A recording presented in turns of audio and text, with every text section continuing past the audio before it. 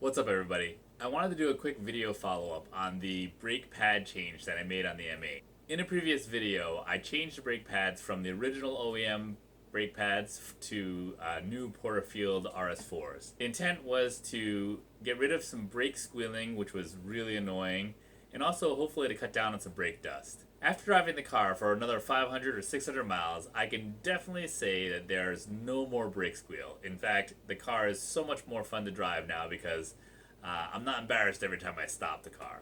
Regarding the brake dust, I definitely feel that the brake dust is better with the new pads.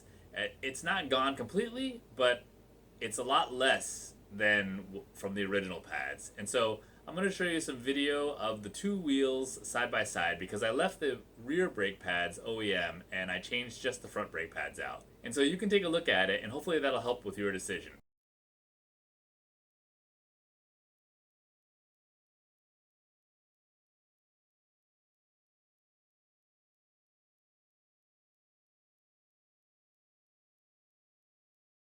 To me, I think it's more noticeable that the rears have more brake dust on them than the fronts, which make them look kind of gray. I hope you're enjoying the content. If you are, please like, comment, and subscribe. Thank you very much.